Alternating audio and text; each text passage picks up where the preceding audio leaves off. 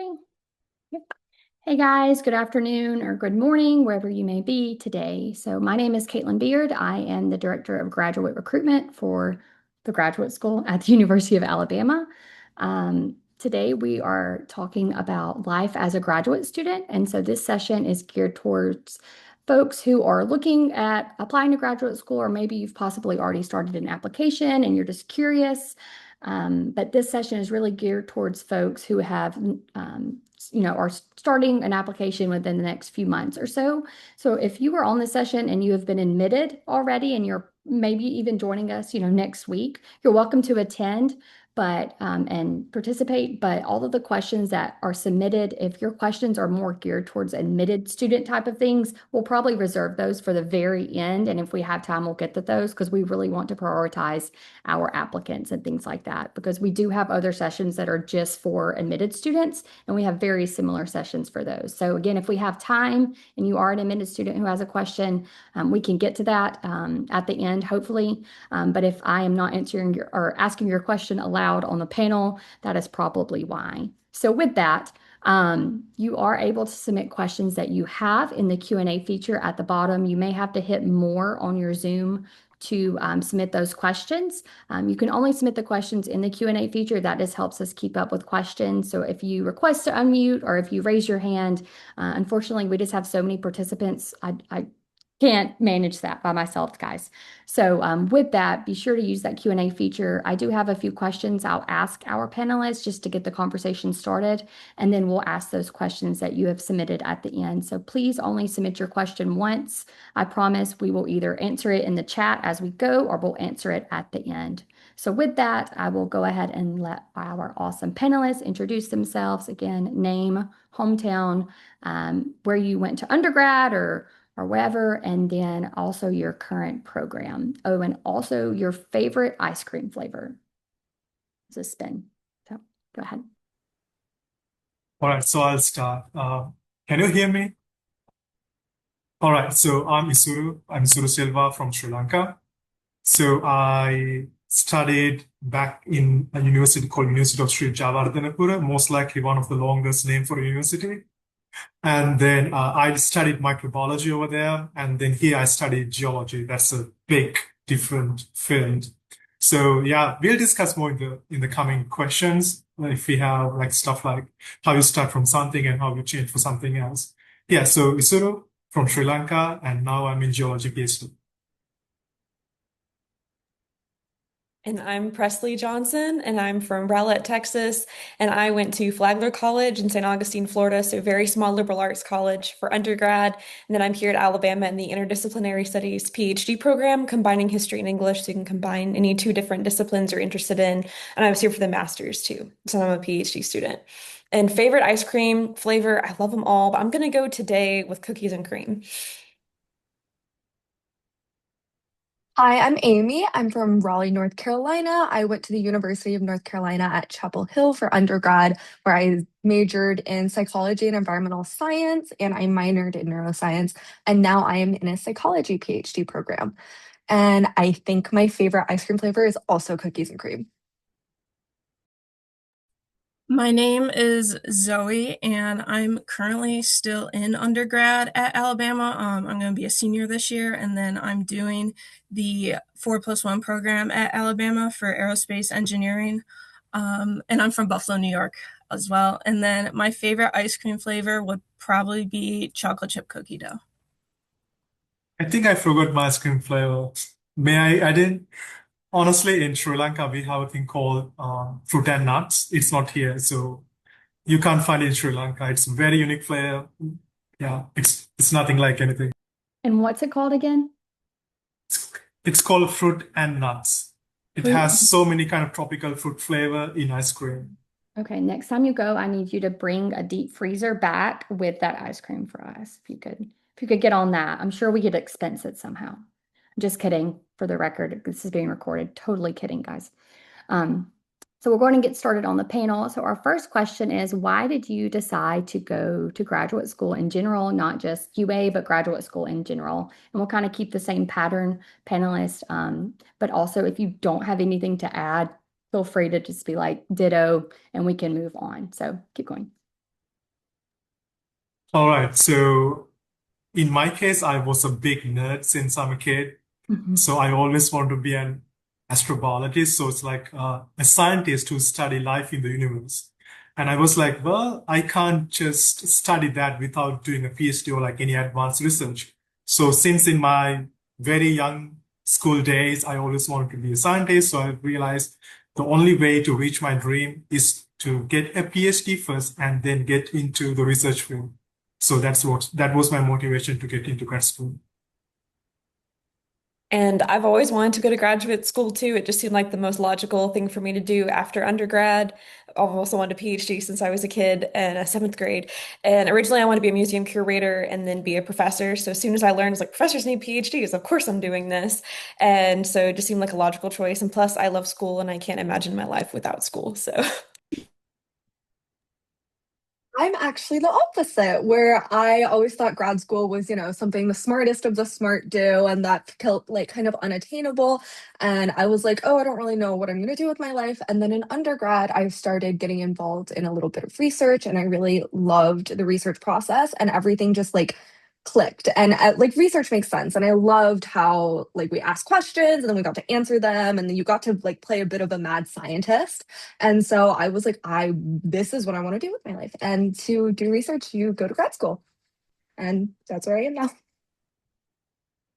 I guess I'm the odd one out here because I'm the only one not getting a PhD at the moment. But for me, I kind of wanted the extra like degree, at least for a master's, just because I wanted to further my education in aerospace. At least the program at UA doesn't involve taking a lot of electives. So taking or doing a master's allowed me to kind of take more electives and find out where I want to work in the field. For sure. So our next question is, why did you guys decide to attend the University of Alabama? All right. So can I go as the last person to answer this question? Because I'm a transferred student. So I Okay. would let others to answer and then I'll go come Yeah, back. well, let's actually go backwards. So start with Zoe and then backwards, and we'll come Okay. to that. So you're not always first. So I'll start with kind of my undergraduate and then I can just talk a little bit about why I'm doing my graduate here. I always wanted to kind of get out of New York. So one, Alabama provided a really good engineering program and also a lot of other things I wanted in a college, and they gave me a lot of scholarship money to do that. And then for the graduate school, I mean, it's one extra year, so that cuts in half the time I would do anywhere else, as well as I can extend all the scholarships I have. And I'm also in research here, so I can kind of continue that research with my professors that I've started in undergrad. And I just wanted to quickly clarify for our guests. So Zoe is a part of our accelerated master's program. So it is available to undergraduate students for basically their senior year. They can start taking graduate level courses that count towards their bachelor's and their master's. So if you start hearing about that, if you're a UA student, a current undergraduate UA student looking at graduate school, definitely well, most likely an option. Not all programs participate. But unfortunately, that is not an option for students who did not attend UA for undergrad. So just as we go, if you have questions about that, feel free to ask, but I just wanted to clarify before we keep going. So, okay, Amy.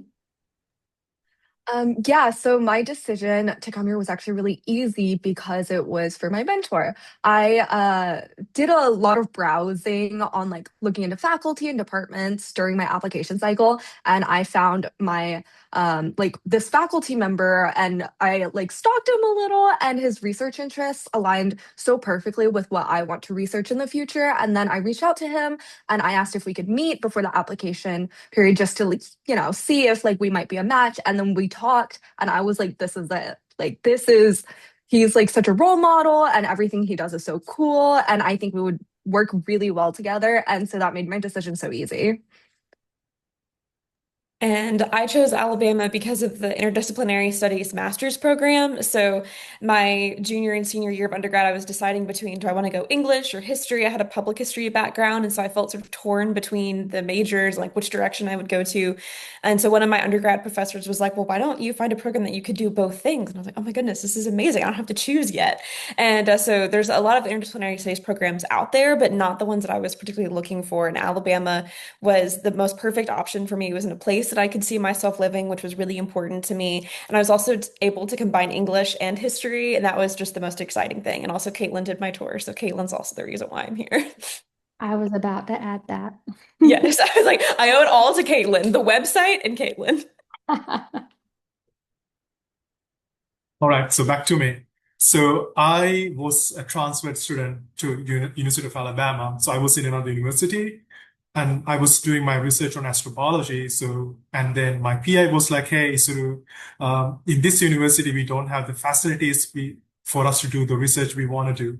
And also I realized at the time I want to kind of combine my research microbiology with geology and chemistry, physics, everything together, but I can't do it in other universities. So she gave me a choice. Hey, if you want, you can stay in the same university or you can transfer with me to the new university. And then I checked. So I still chose University of Alabama. So I did my research and I found out in Alabama, we have so many resources. You can combine your research with different departments. So in my case, right now, I'm collaborating with chemistry. I'm collaborating with physics department for astronomy, and I'm in geology, and I'm also collaborating with biology. So I'm collaborating with 4 different departments for just for my research, but not all universities in many universities you can't do that. So in Alabama, you have that flexibility to collaborate with different departments, even different universities to have very collaborative research. So yeah, so after she gave me to decide whether I want to stay in the same university or want to travel to move here, I was like, yeah, I want to move to Alabama because I see my opportunities in this university. So yeah, that's why I'm here. That's great. So I'm going to skip down. One of the questions that I was going to ask you guys is what's one thing that you wish you would have known before applying to graduate school? Because someone actually submitted a question that's very in line with that. They asked, looking back, what's one thing you wish someone would have told you before you started, something that would have saved you time, stress, or confusion early on?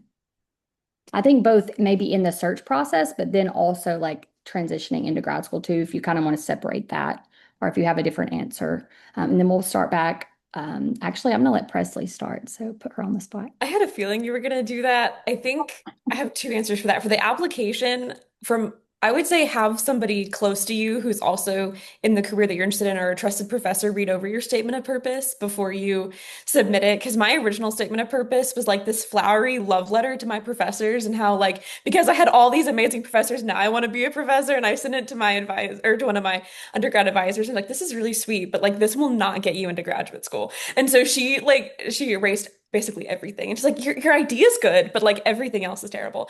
So I would say have somebody who's like going to be brutally honest with you about your statement of purpose and really front load, like don't be afraid to write about yourself, which I tend to it feels weird to write in first person about things like that. But I'd say go through several drafts of your statement of purpose and really ask somebody to read it over and people who know you, maybe someone who's not as close to you, but either way, definitely have some other voices like reading it and telling you if it's good.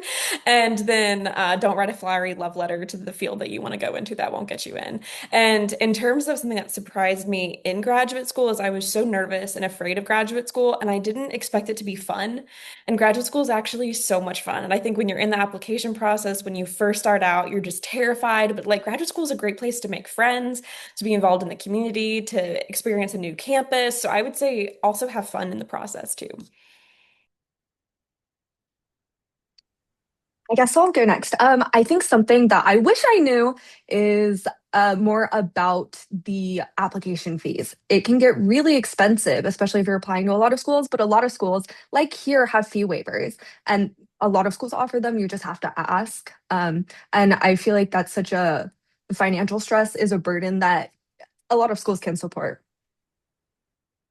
I was actually typing an answer out. Someone asked about application fee waivers. So I'm glad that you said that because I was literally about to hit send on that.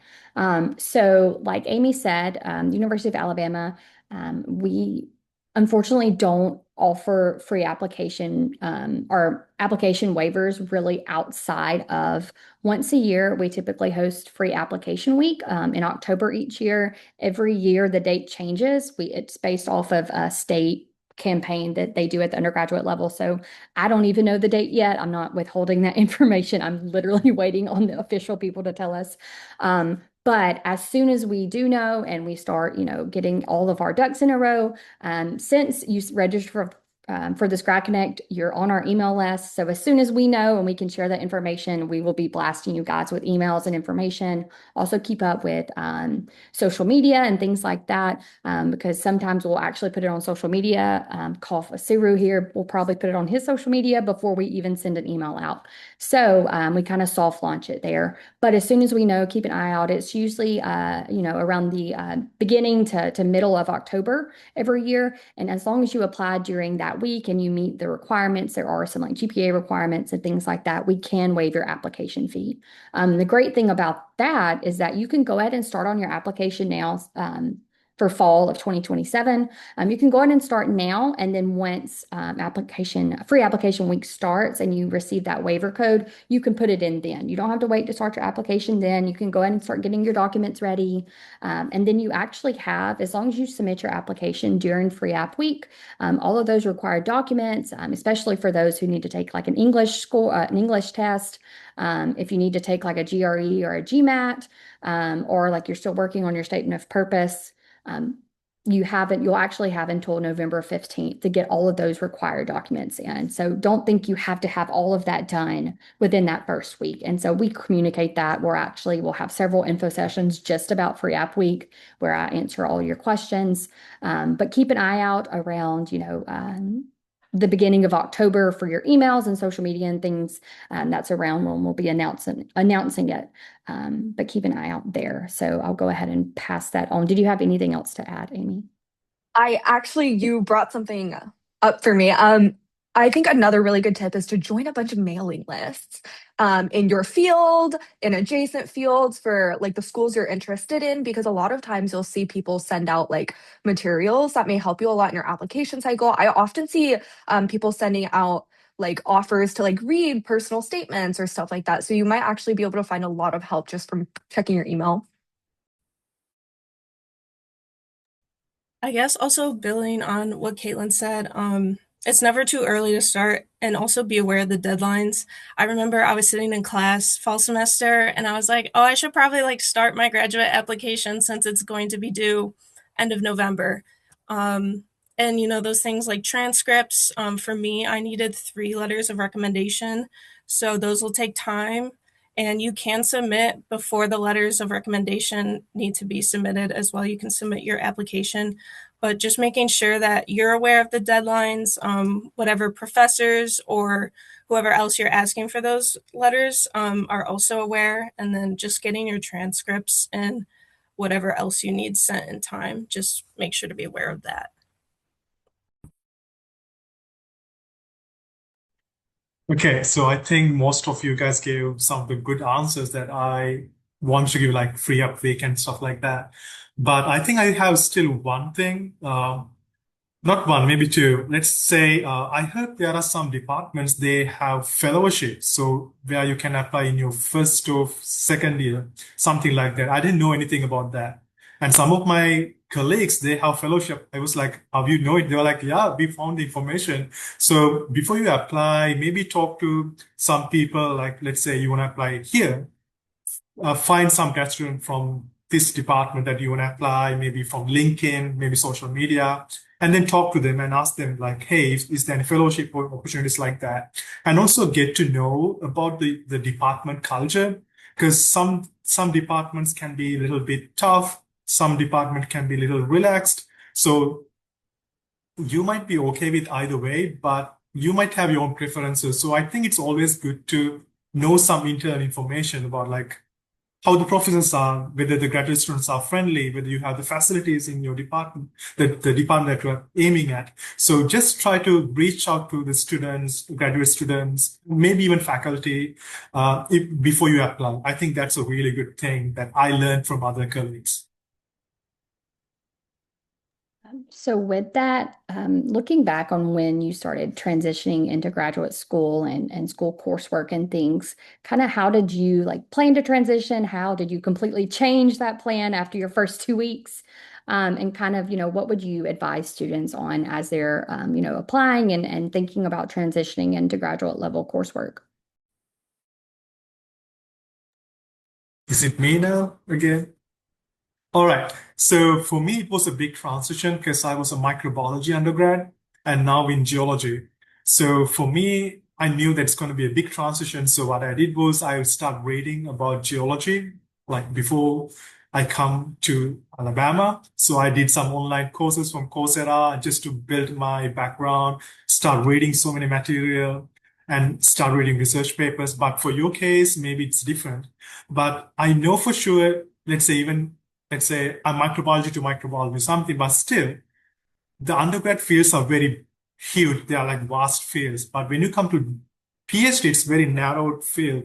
So I think it's better to start reading or like first get to know your supervisor, ask them what kind of research topics you might have. So start reading around those topics so you can build your background knowledge for your research. So when you come to here, it will be much easier for you. So that's the one thing I can recommend all of you guys to read and prepare for your specific research area.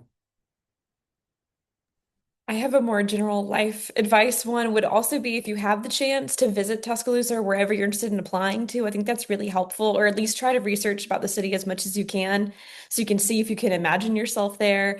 And then I also had imposter syndrome really, really bad when I got to graduate school. I was like, all these people are amazingly smarter than me and they came from all these fancy schools. And so I would say not doubt yourself and really trust that you deserve to be here. And so as you're looking at, you can read research articles, you can try to advance in the field. You can also like try to use some of those early times to find friends and orientations and really reach out to departments and get to know who they are. Something I also didn't know in graduate school is so much of your like social life, your experience is so in sort of connected to the department you're in. So I would say also, as you're thinking about that, get to know as many people in the department as you can, but also take advantage of some of those opportunities. Like the graduate school will host events and things. That's something I didn't think about a lot is like I got here and I'm like, there's only like 12 people in my cohort. This is very small. I've got to find other people and connect with them outside too.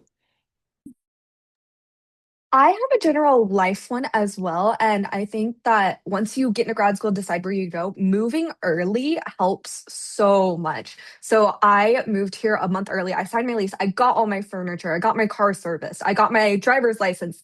And then once class started, I didn't have to do all those life things that take so much time and are really boring. And that was really, really helpful.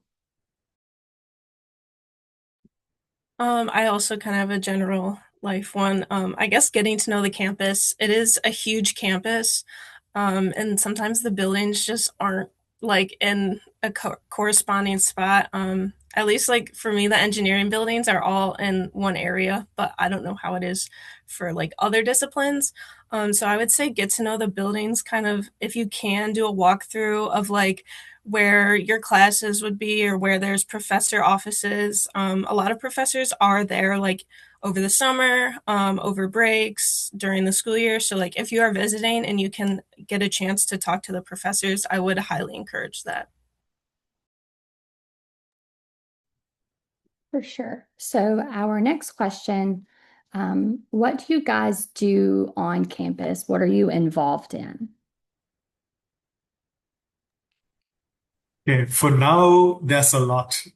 So I'm, I'm an ambassador here, and also I'm one of the influencers for the university. And then I'm also a member of Astronomy Club. I'm the secretary of the Astronomy Club. And then what else? I just started the Sri Lankan Student Association, and I'm the president of that one. And then at the same time, in our department, we have geology, like treasurer, blah, blah, blah, different positions. So I'm the treasurer for our department for that.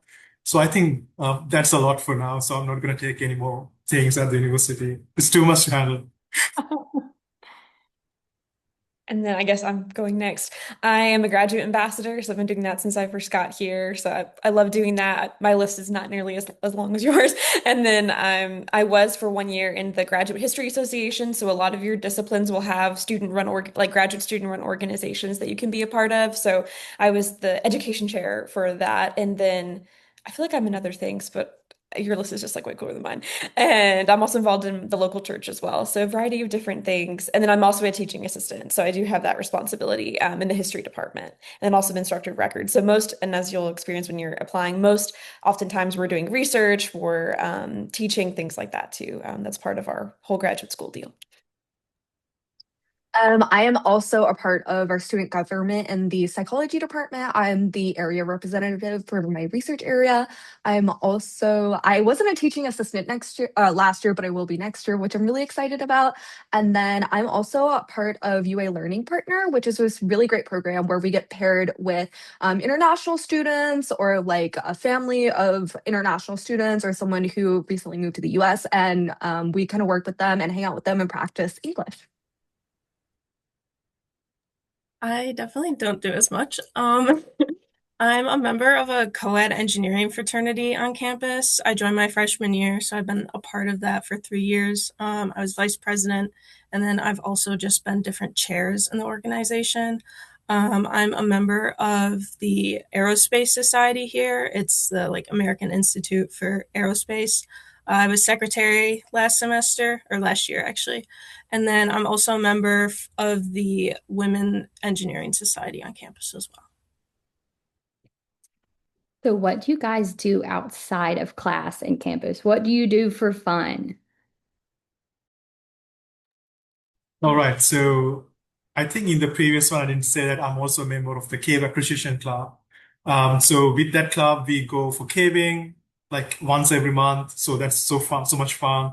And then I have my own telescope. So I just go outside somewhere far from the university where we don't have any light pollution. I observe the stars, do astrophotography for fun, hiking.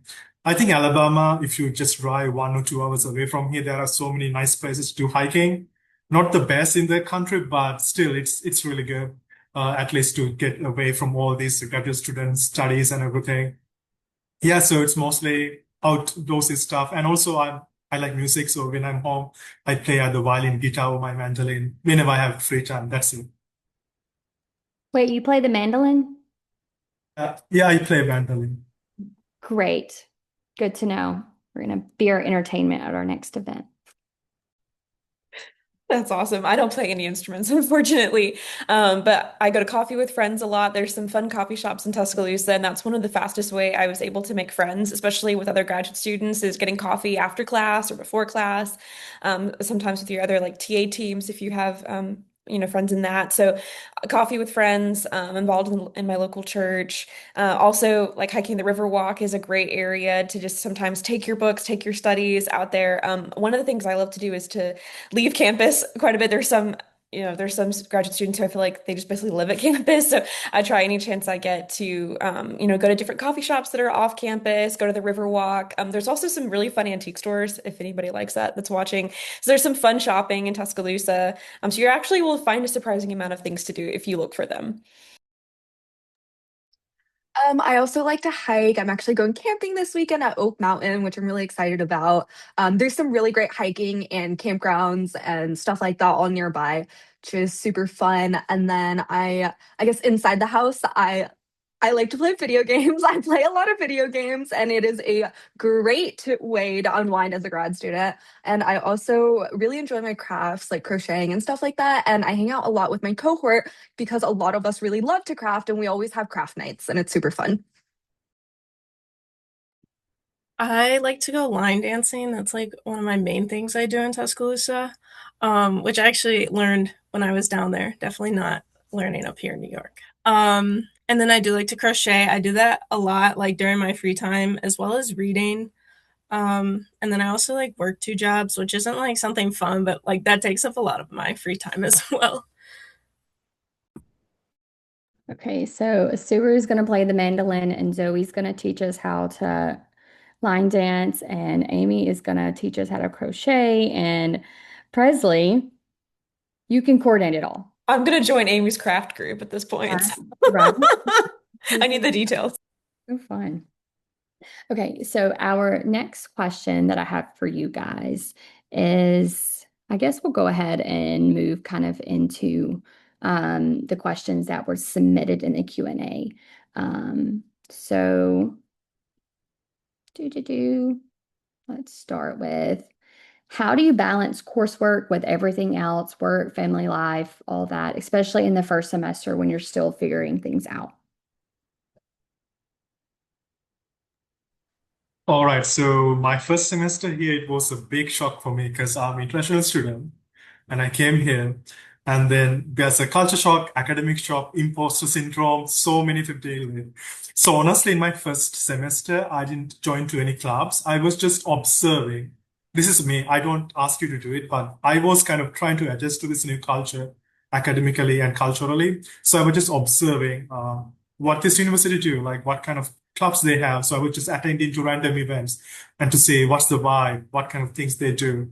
And then even at the grad school, like I was just trying to focus on my research at the time to the best I can because in the first semester you have this fear like you will like others will see you like a dumb person in the graduate school, so you have that fear in your first semester. So yeah, that's what I mostly try to do, like trying to get to know about what's your academic culture around you, your colleagues, and the school, the clubs around you. So that's what I did. Like I didn't do anything else. Yeah, and over time, after I have some idea, and then I start joining to different clubs, I start doing more active stuff. So that's how I do.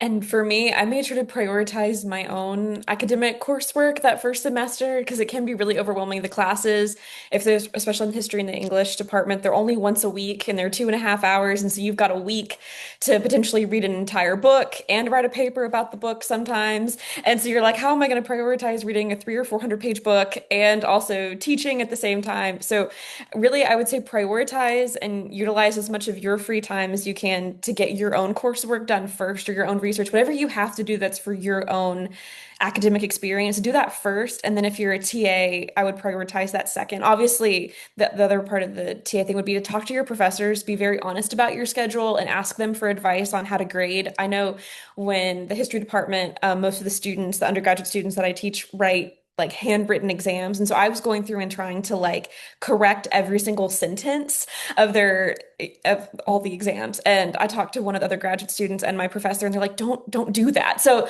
a lot of the people you're TAing with or, fellow graduate students who have been in there longer than you have, they're gonna have a lot better advice on how to prioritize and manage your time as a teaching assistant or as an instructor. So I'd say make sure to ask a lot of questions, especially for that teaching component, and then really prioritize your own work first.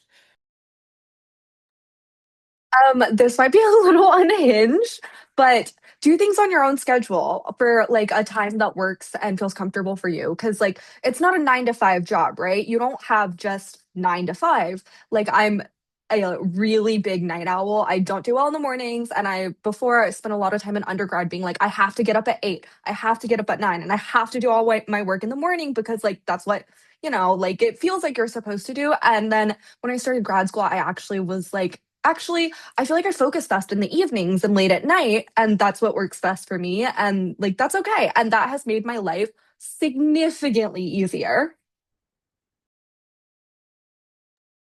I would say have some sort of agenda or planner or just something where you can like write out important dates. I like to go through my class like syllabi at the beginning of each semester and just make myself aware of like when a test is, when a project's due, when there's some important date that I need to know so that when I get to November and I look and I'm like, oh, I have an exam right before Thanksgiving. I have a project due. I know so that it doesn't sneak up on me. And then also, I guess, don't overdo yourself in the first semester. I would say, if you want to join a couple clubs, like go ahead, but you won't know how much you're going to be doing until you're in that semester. And you have the second semester. We have Get On Board Day in the spring, we have it in the fall. You can always reach out to people in a club if you wanted to join it later on. So I would say get used to your like course load, your research, anything else you do outside, and then kind of get more involved later on. Can I add one more? Yeah. All right. So, again, as I mentioned earlier, in my first semester, I had this imposter syndrome. Like I was so afraid that everyone will see me as a dumb person. So because of that, I didn't ask enough questions from my peer. So don't do that. Starting from your very first week, go talk to your PI every single time. If you can set up like a proper time slot so that you can have a meeting with your supervisor every week, that's a really good way to start. Otherwise, you don't talk to your supervisor and there can be miscommunication, and that can eventually come up to some stress situation later.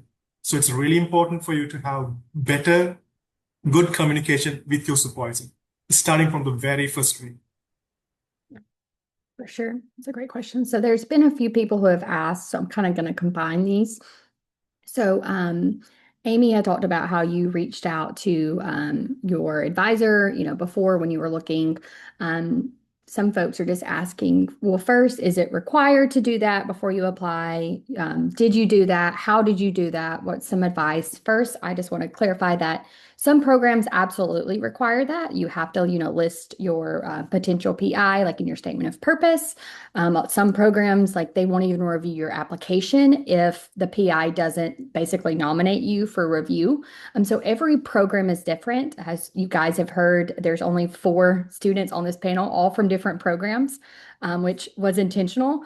But know that there's 160 total programs and every program may do it a little differently. So the advice that they're going to share or their experience is their experience, and it may be very different for the program that you're interested in. Again, even if you were to ask me, well, how does this one specific program do it? If I even had time to answer all of those questions, I wouldn't necessarily know. And I've been working with a graduate school for 4 years now. And just because I knew it last year, the program may have changed the way that they do it. The same for funding. That's been some questions that's been submitted. How do you get a funded position, this and that? Some programs, when you are applying, they automatically consider you in the application review and they won't even admit you unless they're going to fund you. That's often the case with a PhD program. Now, some programs, they admit you and then they ask you to submit another application if you're interested in funding. Definitely, like for the master's programs that do all for funding, it's usually like a separate type of thing.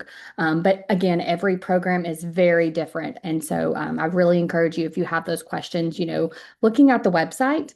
It's most likely listed on the website somewhere or in the catalog. But if not, reach out to the program director, things like that. I will also link in the chat. So we have graduate ambassadors for just about every department in at UA. And so if you feel more comfortable, reaching out to a current student, which is their job, to help you out, guys. If you feel more comfortable asking for advice from a current student, reach out to one of them, and I will link in just a second a link to all of our grad ambassadors for the different departments, where you can email them. I also wanted to plug, in the chat earlier, I sent a link to all of our upcoming virtual information sessions. And so as part of the Applicant Essentials series, in September, we are doing a session on connecting with faculty. And so that is basically a panel of faculty members. Basically, we're going to go through, how to write a cold email to a faculty member, what gets their attention, what you shouldn't do, what's the best time to email them, how long should you wait to follow up on an email, and things like that. And basically all the things will have faculty from different areas as well to kind of get that perspective, because again, it's very different. But I will let you guys, share your experience and kind of what you did, what you learned in that process. But I wanted to preface first with that.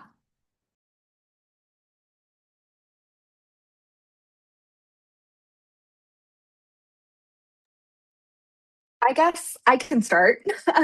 So I'm in the psychology PhD programs, and psychology generally is a mentor match program where when you apply, you dedicate a good chunk of your statement of purpose to saying, I want to come to this school because I want to work with this professor. And then you have to list them very explicitly on your application.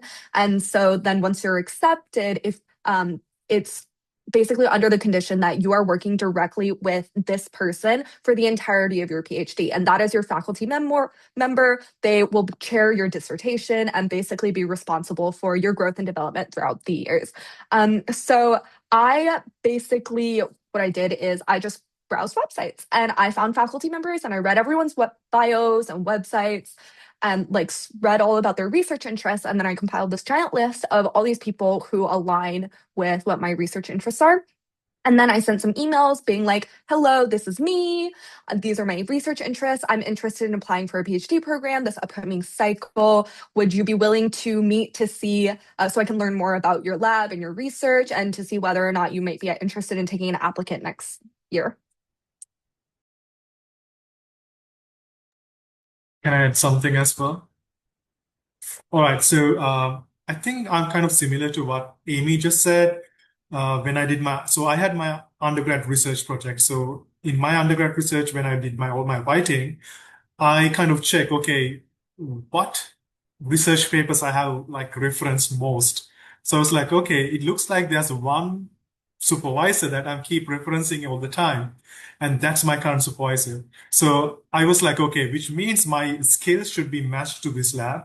So I reached out to that professor. I was saying, hey, I published this paper during my undergrad, and I was very familiar with your work. So I read all her papers. So I kind of showed her like how interested I'm for her stuff, like how much I know about her research project. So I reached out to her first, and then when she agreed to get me to her lab, then I applied to the grad school. I think even in my current department right now, they also do the same. They first reach out to a particular professor, and then once he or she give the okay, and then they apply for the grad school. So that's how they do it in this department. And I'm in the interdisciplinary studies program, so that's even different from a lot of programs. Especially for the PhD, you're going to want to have the majority of your committee set before you actually entered the program, because they do want to make sure that Alabama has enough faculty support for your very niche interests that combine different disciplines. So that's a little bit different. But for the master's of the interdisciplinary studies, it was less critical to have everything set up as long as you had your advisor. And one of the best ways to find that I would recommend is whoever the program director is, you could always schedule a meeting with them first and talk to them because they're going to know the entire department and the research interests. So for example, one of the members of my committee, I didn't even know that she had a background in presidential history because it doesn't show up on the website, but it had been a side project that she has. But obviously, she had the credentials to be a part of my committee, and I didn't actually know that. So sometimes the program director will know even more information about the department. And I know that when I had initially looked at one of the websites, one of them was a dean, so like not able to actually be on your committee. So there might be some sort of logistical things that you might not know of. So it could be worth scheduling a meeting with the program director before you contact anybody else too. For me, it definitely wasn't as in depth, just because I am master's versus PhD. I met with the dean of the master's department for aerospace, I think when I was a junior, so about a year ago, and just talked with him over kind of the whole program, because there's two tracks. There's the thesis and non-thesis program for mine. So I went over that with him, just classes and everything. And then he did tell me who kind of the advisor would be, but I didn't have to do any research or any reaching out to people in the department to be kind of an advisor just because we have one set. All I did was kind of just reach out to the dean so that I could meet with him and talk to him about the program. Okay, guys. So I am working through these questions. A lot of them are program specific, and we just honestly don't have time to answer program specific questions. Really encourage you. I'll send a link to the program portal in the chat that it lists every program that we offer. So if you're asking, do we have a specific program? Look in that portal. And then in that, when I say reach out to your program director or contact your program, in that there, in the program portal for each program that we have, it lists the deadlines, it lists the application requirements, it lists the start terms. Like some programs only admit in fall, some admit fall, spring, summer. But most importantly, it also lists the program director for that program and also an application contact. Typically, the application contact is like a staff member, but sometimes it may be, another faculty member. And so I would definitely encourage you to contact the program director listed, but then maybe look up who is listed as the application contact because, they may also be willing to chat with you. It just depends on every program. So someone's asking, let's see. Sorry, guys, I'm trying to look.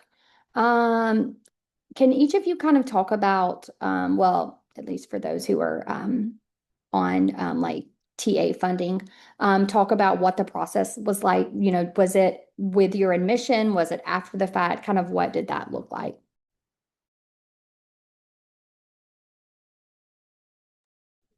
Well, I used to teach a lot, but I can't recall exactly how it happened. So I will go for someone else. Mine was actually not included with my initial admission because I was interdisciplinary.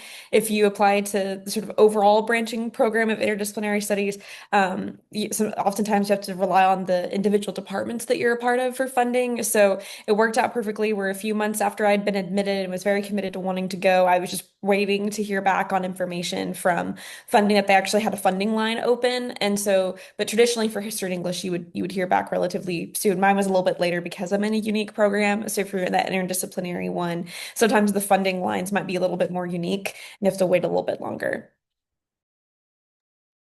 So in my program, all students are offered TA-ships, but then there's opportunities for other things. So that's kind of like the baseline. A lot of students are also graduate research assistants, and that's funding based on whether your PI has their own like grant money and stuff like that. And if you do that, instead of TAing, you'll work extra hours in the lab for your mentor. And then I was on fellowship last year, which is like a whole other thing. But basically, I didn't have to TA and I didn't have to do anything extra. And I got that funding because the department nominated some students for that. I know you're kind of the odd man out there, Zoe. So sorry about that.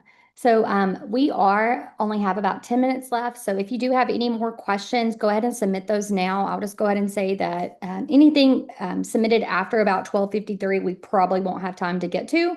So go ahead and be typing up any last questions that you have. I also want to add, if we don't get to your question today, I'm going to send in the chat our email. Just email us at gradschool@ua.edu. All of the folks on this chat are also current graduate ambassadors. So in that link that I sent to the graduate ambassador portal, their information is also there if you would like to reach out to them.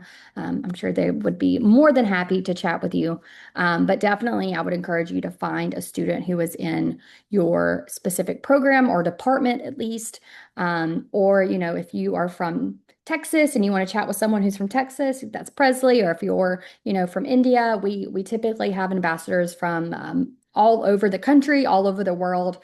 So hopefully you can also make that connection there as well, because oftentimes I know students who are moving, well, first to the United States, but definitely if you're moving to the South and you're from New York, you may have some questions about, do I bring my winter coat or not?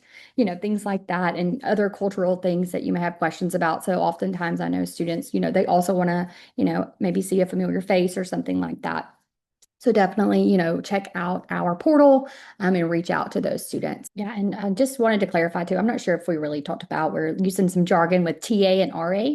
So TA is teaching assistant, where you would, teach classes. You may be the instructor of record, which means you are actually teaching the course. But there's also usually like your first or second year, you are a teaching assistant where you're really just kind of helping grade papers, maybe you run some discussions, but you're not actually the full instructor of the course, where an RA is a research assistant. And so that can look a little different depending on the field, obviously, where you may be working in a lab or you may be, working on other things with a specific faculty member or even several faculty members. It really just depends. And so that's kind of the difference. There's obviously both opportunities, but like Asuru said, there's typically more teaching assistant opportunities than research assistant opportunities. But again, it really depends on the field. And then, of course, we also have what we call administrative graduate assistantships. And so that is funding that is outside of those. And so sometimes, like if Housing and Residence Life on Campus, they hire graduate assistants who work as resident directors. So you get free housing, you also get a stipend, and they pay your tuition and things too. Even in the graduate school, the graduate school office. And so we have some administrative assistants. I have two who help manage the graduate ambassador program, who help with social media and things like that. So it's not really, a teaching assistant or research, but it's administrative, and you're still getting, your scholarship and your stipend and things like that. But it's a little different. And so it really just depends. And those are the ones that you typically have to apply to after you're admitted. And so definitely for master's students or even PhD students who are looking from some, additional experience outside of being a TA or something like that, you can apply for those as well. And I'll also link to the jobs board in the chat. But you do have to be admitted to apply for those. But they're frequently posted. And even when you are admitted, some of those may not necessarily be posted to apply to. So contacting your program director once you're admitted, asking about funding opportunities and things like that, they can point you in the right direction. So I am going to send a link to where to find those other type of administrative grad assistantships. So I just wanted to wrap up with asking you guys, what is one final piece of advice that you would give to students who are looking to apply to graduate school? I can start because I've been thinking about this question a lot. I would say definitely just researching everything about the school. Obviously academics and professors, but also location. For Alabama at least, the closest airport is Birmingham, and that's an hour away, and that's a very small airport. You have Atlanta, which is 3 hours. Apartments, kind of transportation, just everything that you would need to live in a city. I would definitely just look into that outside of your program or the school as in a whole. And I would say don't be afraid to ask questions if you have questions about the application process or just in general life about graduate school. That's what the grad ambassadors are for.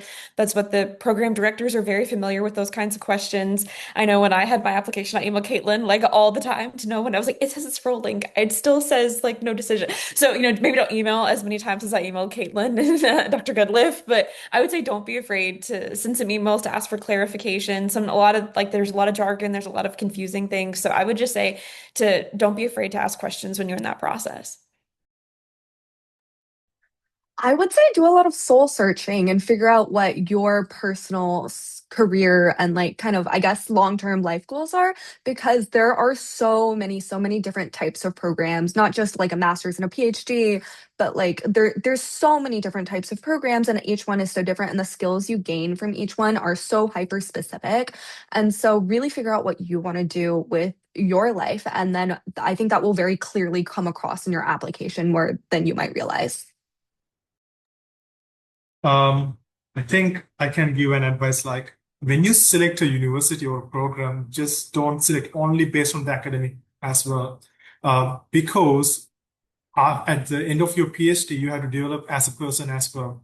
So if you only focus on academic, and at the end of your PhD, you will be just having certificates and some skills for your research field or whatever. But you have to develop as a person, so you need to have professional skills, communication skills, and everything. So just do research, an area or a department or university where you can get academic plus all the other skills as well. So you need to build community. You need to have opportunities to get involved in leadership and everything. So I think you have to do overall research as well, except for academic field. And also, as everyone else mentioned, don't be afraid to talk with your supervisors or your other faculty, even your colleagues. If you have any questions, communication is the key. Always ask questions, clarify things at the very beginning. Sure. Well, we will go ahead and wrap it up now. I want to thank everyone for joining us. I did just send this in the chat, but this recording will be posted to our YouTube page in the next week or so. Give us a few days. We got quite a few events coming up this week in the graduate school. Super excited. Classes start a week from tomorrow for us. So we're super excited to have everyone back on campus. I've missed all my ambassadors, seeing their faces. So looking forward to that. Want to thank our panelists for taking the time to join us. I know you guys are also gearing up for a new school year as well. So just want to thank you guys and thank all of our attendees. Looking forward to seeing you guys at future information sessions, and then hopefully on campus in the next year or so. So reach out if we can assist you in any way, and we'll all say it together. Rolled. Roll Tide. Roll Tide. Yes. Roll Tide. I was like, Roll wait. Tide. I was like, wait. Countdown for Roll that. Tide. And then we never can get it, but it's okay. We'll do it next time, maybe. Okay. Bye, guys. Thank y'all.